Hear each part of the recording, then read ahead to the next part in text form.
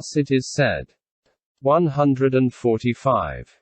In all things there is no self-nature. Words 2 are devoid of reality.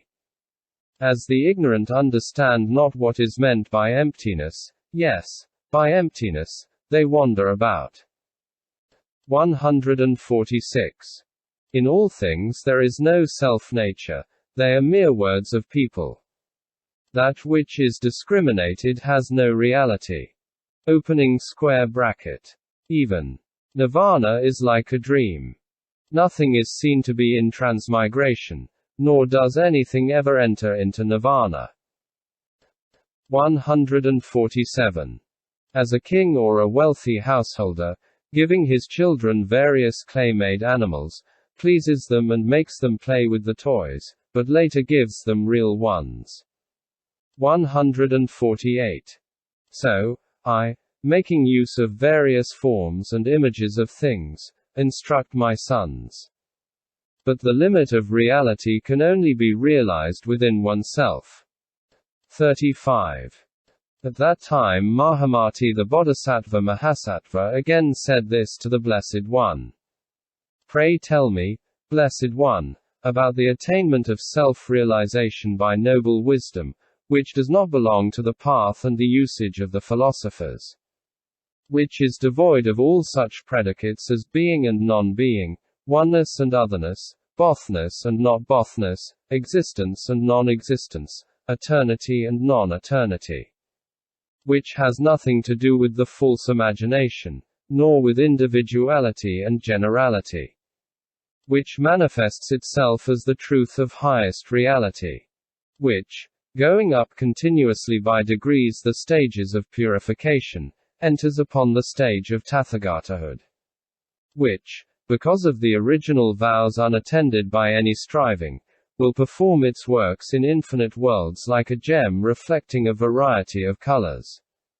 And which is manifested when one perceives how signs of individuation rise in all things as one realizes the course and realm of what is seen of mind itself. And thereby I and other Bodhisattva-Mahasattvas are enabled to survey things from the point of view which is not hampered by marks of individuality and generality nor by anything of the false imagination, and may quickly attain supreme enlightenment and enable all beings to achieve the perfection of all their virtues. Replied the Blessed One. Well done, Mahamati. And again, well done, indeed, Mahamati. Because of your compassion for the world. For the benefit of many people. For the happiness of many people, for the welfare, benefit, happiness of many people, both of celestial beings and humankind, Mahamati, you present yourself before me and make this request.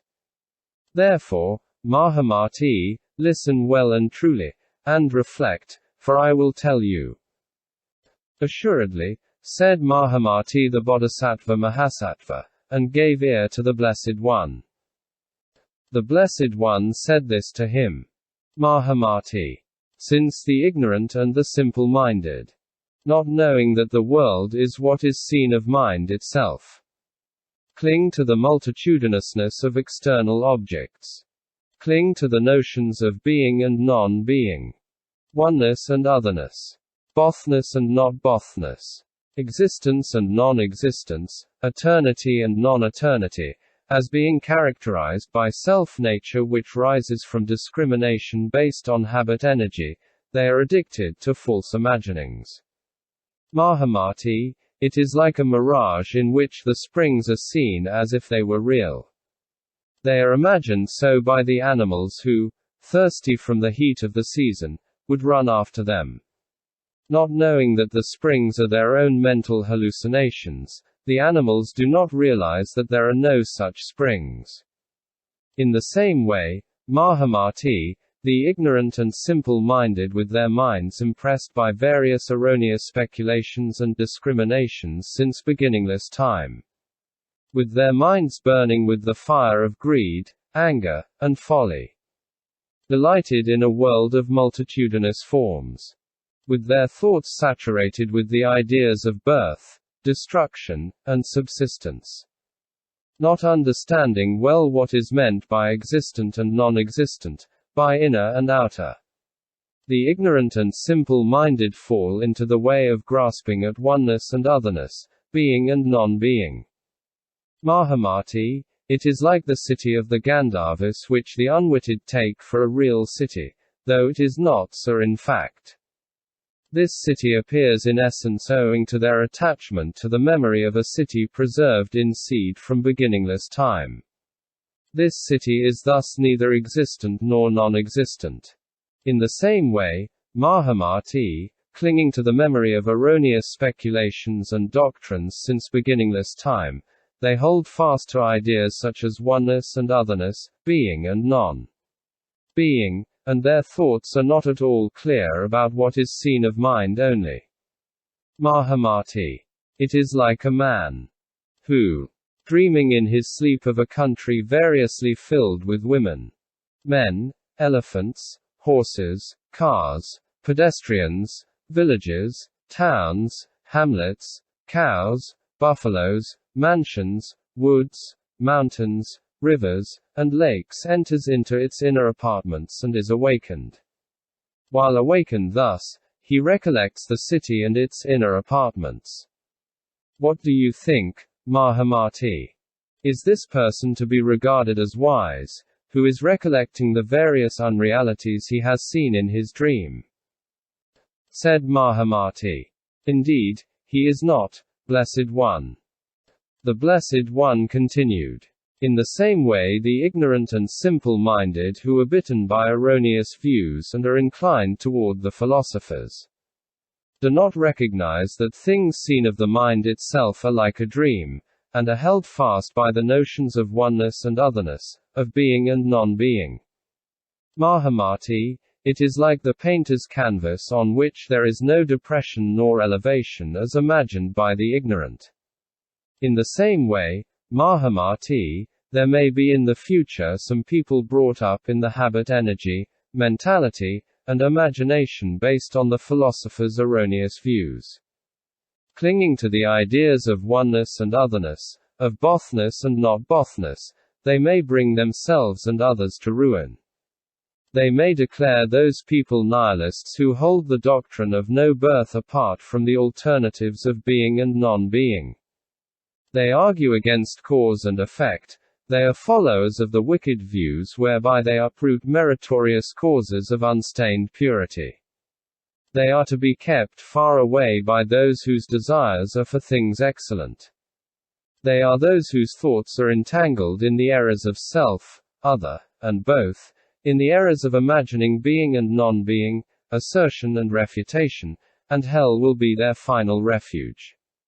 Mahamati, it is like the dim-eyed ones who, seeing a hairnet, would exclaim to one another, saying, "It is wonderful! It is wonderful! Look, O honorable sirs! And the said hairnet has never been brought into existence. It is in fact neither an entity nor a non-entity, because it is seen and not seen." In the same manner, Mahamati, those whose minds are addicted to discrimination of the erroneous views as cherished by the philosophers, and who are also given up to the realistic ideas of being and non-being, oneness and otherness, bothness and not bothness, will contradict the good Dharma, ending in the destruction of themselves and others. Mahamati, it is like a firebrand wheel which is no real wheel but which is imagined to be of such character by the ignorant, but not by the wise. In the same manner, Mahamati, those whose minds have fallen into the erroneous views of the philosophers will falsely imagine in the rise of all beings oneness and otherness, bothness and not bothness. Mahamati, it is like those water bubbles in a rainfall which have the appearance of crystal gems, and the ignorant taking them for real crystal gems run after them. Mahamati, they are no more than water bubbles. They are not gems, nor are they not gems, because of their being so comprehended by one party and being not so comprehended by another. In the same manner, Mahamati, those whose minds are impressed by the habit energy of the philosophical views and discriminations will regard things born as non-existent and those destroyed by causation as existent. Further, Mahamati, by setting up the 3 forms of measure and the 5 members of a syllogism, the philosophers make the discrimination that there is a reality existing by itself, which is attained by the realization of noble wisdom, and devoid of the 2 svabhavas. This discrimination, however, is not right. The Buddhist doctrine is this. Mahamati. When a psychological revulsion takes place in the yogins by the transcendence of the citta, manas, and vijnana, they cast off the dualistic discrimination of grasped and grasping in what is seen of mind itself, and entering the Tathagata stage attain the realization of noble wisdom. And in this there is no thought of existence and non-existence. Again, Mahamati, if there is the grasping of existence and non-existence in the realm attained by the yogins, there will be in them the grasping of an ego, a nourisher, a supreme soul, or a person. Again, Mahamati, the teaching pointing to self-nature, individuality and generality of things, is that of the transformation Buddha and not that of the Dharmata Buddha. Again, Mahamati, such teaching is meant for the ignorant, being in conformity with their mentality, their way of thinking and viewing things. Any establishment that favors the way of self-nature, fails to reveal the truth of self-realization to be attained by noble wisdom and the blissful abode of the Samadhi. Mahamati, it is like the trees reflected in water. They are reflections and yet are not reflections, the trees are real figures, and yet no figures. In the same manner, Mahamati, those who are impressed by the habit energy of the philosophical views carry on the discrimination regarding oneness and otherness, bothness and not bothness, being and non-being, for their minds are not enlightened as regards what is seen of mind only.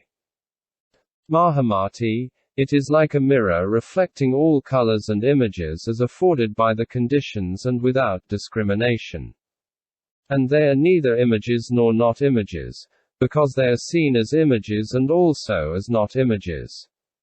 And, Mahamati, they are discriminated forms of what is seen of mind itself, which are known to the ignorant as images.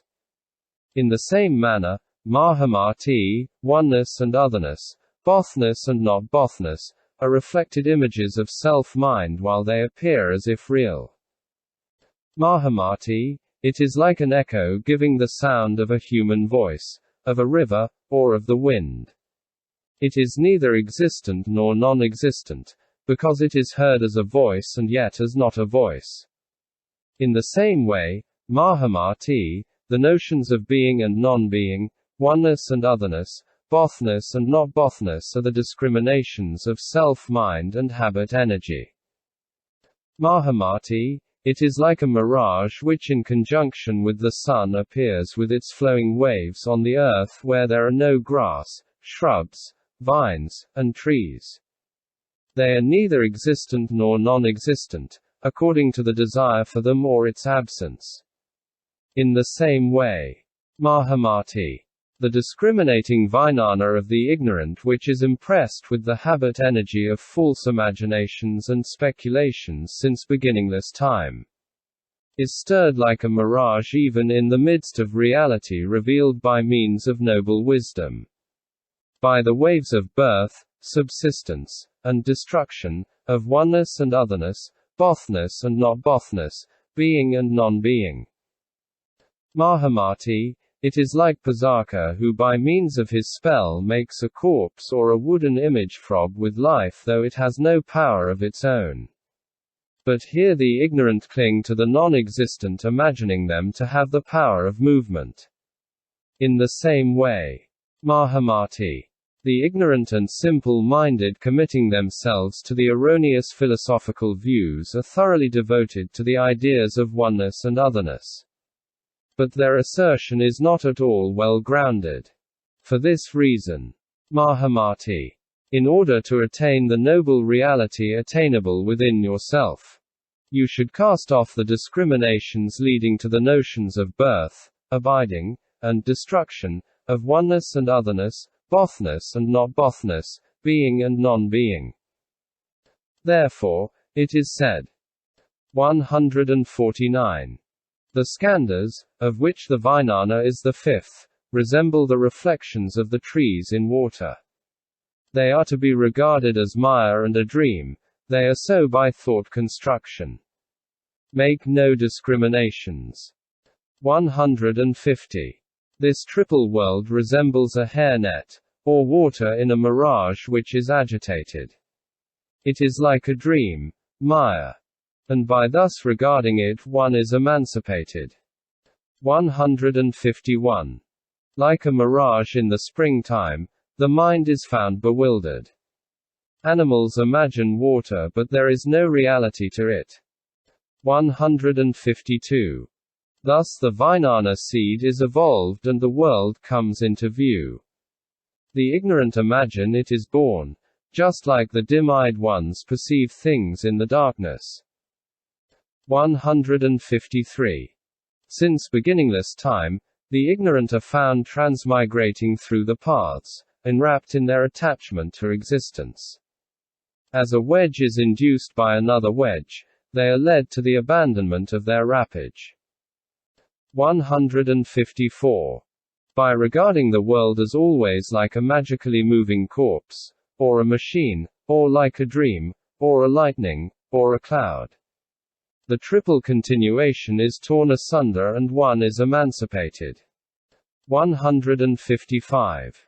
There is here nothing of thought construction, it is like an image in the air. When they thus understand all, there is nothing to know. 156. Here is nothing but thought construction and name. You seek in vain for individual signs. The skandhas are like a hairnet wherein discrimination goes on. 157. A world of multitudes one is a hairnet, a vision, a dream, and the city of the Gandharvas. It is a wheel made by a firebrand, a mirage. It is a non-entity, only in appearance to people. 158. Eternity and non-eternity. Oneness, 2. Bothness and not bothness as well. These are discriminated by the ignorant who are confused in mind and bound up by errors since beginningless time. 159. In a mirror, in water, in an eye, in a vessel, and on a gem, images are seen. But in him there are no images i.e. realities anywhere to take hold of. 160. Like a mirage in the air, so is a variety of things mere appearance. They are seen in diversity of forms, but are like a child in a barren woman's dream. 36. Further, Mahamati, the religious teaching of the Tathagatas, is free from the four statements. That is, it is devoid of oneness and otherness, of bothness and not bothness, is free from being and non-being, assertion and refutation. The religious teaching of the Tathagatas is headed by the Four Noble Truths, the 12-fold chain of origination, and the 8-fold noble path leading to emancipation. The religious teaching of the Tathagatas, Mahamati, is not fastened to these ideas. Prakriti, Isvara, causelessness, spontaneity, atoms, time and self-nature. Again, Mahamati, the Tathagatas, leading beings successively forwards like the leader of a caravan, in order to purify them from the two hindrances of passion and knowledge, will establish them in the 108 statements of imagelessness and also in the characteristic distinctions of the vehicles, of the stages of bodhisattvahood, and of the constituents of enlightenment. 37. Further, Mahamati, there are four kinds of dhyanas. What are the four? They are the dhyana practiced by the ignorant, the dhyana devoted to the examination of meaning, the dhyana with tathata for its object, and the dhyana of the Tathagatas. What is meant by the dhyana practiced by the ignorant? It is the one resorted to by the yogins exercising themselves in the discipline of the Sravakas and Pratyeka Buddhas, who perceiving that there is no ego substance, that things are characterized with individuality and generality, that the body is a shadow and a skeleton which is transient, full of suffering and is impure, persistently cling to these notions which are regarded as just so and not otherwise, and who starting from them successively advance until they reach the cessation where there are no thoughts. This is called the dhyana practiced by the ignorant. Mahamati, what then is the dhyana devoted to the examination of meaning? It is the one practiced by those who, having gone beyond the egolessness of things, individuality and generality, the untenability of such ideas as self, other, and both, which are held by the philosophers, proceed to examine and follow up the meaning of the various aspects of the egolessness of things and the stages of bodhisattvahood.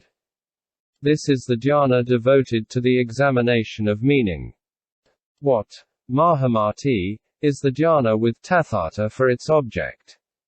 When the yogins recognize that the discrimination of the two forms of egolessness is mere imagination, and that where he establishes himself in the reality of suchness there is no rising of discrimination, I call it the dhyana with Tathata for its object. What, Mahamati, is the dhyana of the Tathagata? When the yogin, entering upon the stage of Tathagatahood and abiding in the triple bliss which characterizes self-realization attained by noble wisdom, devotes himself for the sake of all beings to the accomplishment of incomprehensible works, I call it the dhyana of the Tathagatas. Therefore, it is said. 161. There are the dhyana for the examination of meaning, the dhyana practiced by the ignorant, the dhyana with Tathata for its object, and the pure dhyana of the Tathagata. 162. The yogin, while in his exercise, sees the form of the sun or the moon, or something looking like a lotus, or the underworld, or various forms like sky, fire, etc. 163. All these appearances lead him to the way of the philosophers. They throw him down into the state of Sravakahood, into the realm of the Pratyeka Buddhas. 164. When all these are tossed aside and there is a state of imagelessness, then a condition in conformity with Tathata presents itself. And the Buddhas will come together from all their countries and with their shining hands will stroke the head of this benefactor. 38. At that time Mahamati the Bodhisattva-Mahasattva again said this to the Blessed One. Thou speakest of nirvana, Blessed One. What is meant by this term nirvana? Replied the Blessed One. When the self-nature and the habit energy of all the vijnanas, including the alaya, manas, and manovijnana, from which issues the habit energy of wrong speculations. When all these go through a revulsion, I and all the Buddhas declare that there is nirvana, and the way and the self-nature of this nirvana is emptiness, which is the state of reality.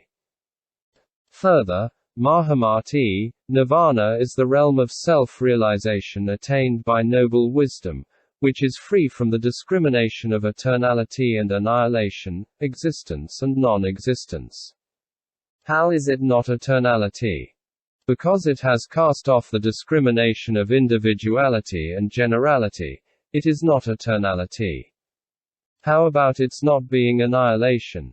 It is because all the wise men of the past, present, and future have attained realization. Therefore, it is not annihilation. Again, Mahamati, the great parinirvana is neither destruction nor death. Mahamati, if the great parinirvana is death, then it will be a birth and continuation. If it is destruction, then it will assume the character of an effect-producing deed. For this reason, Mahamati, The great parinirvana is neither destruction nor death. Neither has it anything to do with vanishing. It is the goal of the yogins. Again, Mahamati, the great parinirvana is neither abandonment nor attainment, neither is it of one meaning nor of no meaning. This is said to be nirvana. Further, Mahamati. Nirvana conceived by the Sravakas and Pratyekabuddhas consists in recognizing individuality and generality. In escaping social intercourse, in not having a perverted view of the world, and not raising discrimination. This is their notion of nirvana. 39. Further, Mahamati, there are two kinds of characteristic signs of self-nature. What are these two kinds? They are the attachment to words as having self-nature, and the attachment to objects as having self-nature. The attachment to words as having self-nature, Mahamati, takes place owing to one's clinging to the habit energy of words and false imaginings since beginningless time. And the attachment to objects as having self-nature, Mahamati, takes place from not knowing that the external world is no more than self-mind. 40. Further, Mahamati, there are two kinds of the sustaining power which issues from the Tathagatas who are arhats and fully enlightened ones. And sustained by this power the Bodhisattvas would prostrate themselves at their feet and ask them questions. What is this twofold power that sustains the Bodhisattvas? The one is the power by which they are sustained to go through the Samadhis and Samapattis. While the other is the power whereby the Buddhas manifest themselves in person before the Bodhisattvas and baptize them with their own hands. Then, Mahamati. Sustained by the power of the Buddhas. The Bodhisattva-Mahasattvas at their first stage will attain the Bodhisattva Samadhi, known as the light of Mahayana, which belongs to the Bodhisattva-Mahasattvas. They will immediately see the Tathagatas. Arhats, fully enlightened ones appearing before them personally, who come from all the different abodes in the 10 quarters of the world and who now facing the Bodhisattvas will impart to them their sustaining power displayed with the body, mouth, and words. Mahamati. As is the case with Vajragarbha the Bodhisattva-Mahasattva. And with other Bodhisattva-Mahasattvas who are in possession of similar character and virtue. So, Mahamati, with the Bodhisattva-Mahasattvas at the first stage, they will attain the Tathagatas power sustaining them in their Samadhis and Samapattis. By virtue of their stock of merit accumulated for 100,000 kalpa. They will, successively going up the stages and getting thoroughly acquainted with what they should do and should not do, finally reach the stage of bodhisattvahood called Dharmamegga. Here the Bodhisattva-Mahasattva finds himself seated on a throne in the Lotus Palace, and surrounded by the Bodhisattva-Mahasattvas of a similar class. A tiara decorated and ornamented with all kinds of precious stones is on his head, and his body one shines brilliantly like the moon in the yellowish gold color of the Kampaka flower.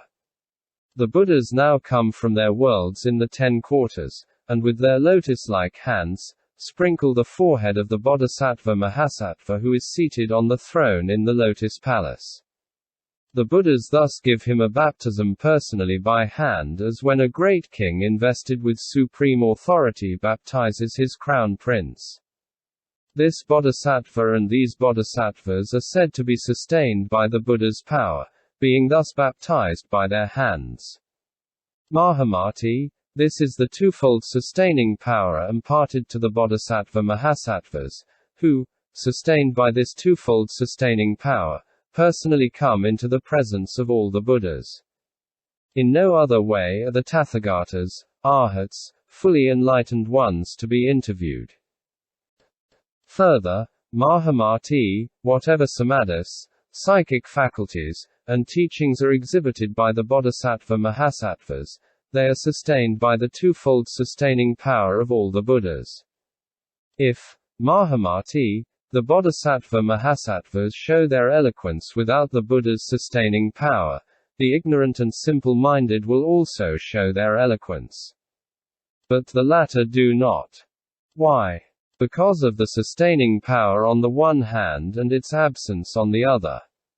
Where the Tathagatas enter with their sustaining power, there will be music not only in various musical instruments and vessels but also even in grass, shrubs, trees, and mountains, Mahamati, yes, in towns indeed, palaces, houses, and royal abodes. How much more those endowed with sentiency. The mute, blind, and deaf will be cured of their deficiencies, Mahamati, and will enjoy their emancipation. Such, Mahamati, is the great extraordinary virtue of the sustaining power imparted by the Tathagatas. Further, Mahamati said, "Why is it, Blessed One, that when the Bodhisattva-Mahasattvas are established in the Samadhis and Samapattis, and when they are baptized at the most exalted stage, the Tathagatas, Arhats, fully enlightened ones, bestow their sustaining power on them?" Replied the Blessed One, "It is in order to make them avoid the evil ones, karma, and passions, to keep them away from the dhyana and stage of the sravakahood, to have them realize the stage of Tathagatahood, and to make them grow in the truth and experience already attained. For this reason, Mahamati, the Tathagatas, Arhats, fully enlightened ones sustain with their power the Bodhisattva-Mahasattvas. If they were not thus sustained, Mahamati, they would fall into the way of thinking and feeling as cherished by the wrong philosophers, sravakas, or evil ones, and would not attain the highest enlightenment. For this reason, the Bodhisattva-Mahasattvas are upheld by the Tathagatas, Arhats, fully enlightened ones. Thus it is said. 165. The sustaining power is purified by the Buddha's vows. In the baptism, Samadhis, etc. From the 1st to the 10th stage, the Bodhisattvas are in the embrace of the Buddhas. 41. At that time again Mahamati the Bodhisattva said thus to the Blessed One. The chain of origination as told by the Blessed One depends on a cause producing an effect, and that it is not a theory established on the principle of a self-originating substance. The philosophers also proclaim a causal origination when they say that all things rise conditioned by a supreme spirit, Isvara, a personal soul, time, or atom.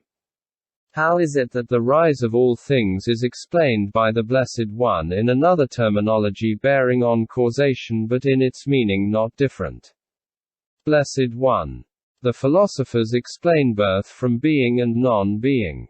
While, according to the Blessed One, all things coming into existence from nothingness pass away by causation, one that is to say, the Blessed One has ignorance from which there rises mental conformation until we reach old age and death.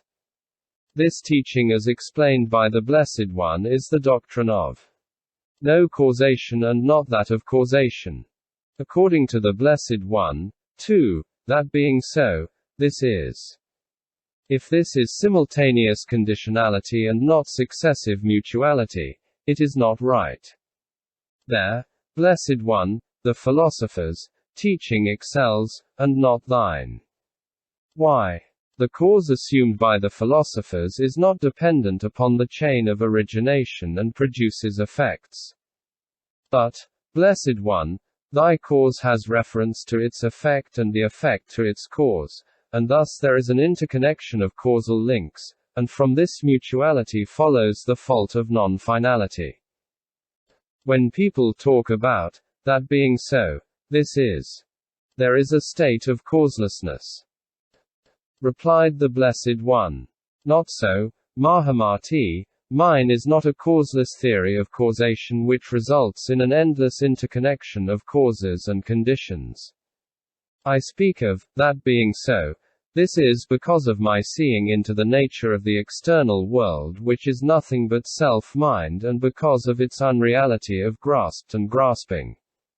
However, Mahamati, when people clinging to the notion of grasped and grasping fail to understand the world as something seen of mind itself, and Mahamati, by them the fault is committed as they recognize the external world as real with its beings and non-beings, but not by my theory of causation. 42. Further, Mahamati said, Blessed One, is it not because of the reality of words that all things are? If not for words, Blessed One, there would be no rising of things. Hence, Blessed One, the existence of all things is by reason of the reality of words. Said the Blessed One, even when there are no corresponding objects there are words, Mahamati. For instance, the hare's horns, the tortoise's hair, a barren woman's child, etc. They are not at all visible in the world, but the words are. Mahamati, they are neither entities nor non-entities but expressed in words. If, Mahamati, you say that because of the reality of words the objects are, this talk lacks in sense. Words are not known in all the Buddha lands. Words, Mahamati, are an artificial creation. In some Buddha lands ideas are indicated by looking steadily. In others by gestures, in still others by a frown, by the movement of the eyes, by laughing, by yawning, or by the clearing of the throat, or by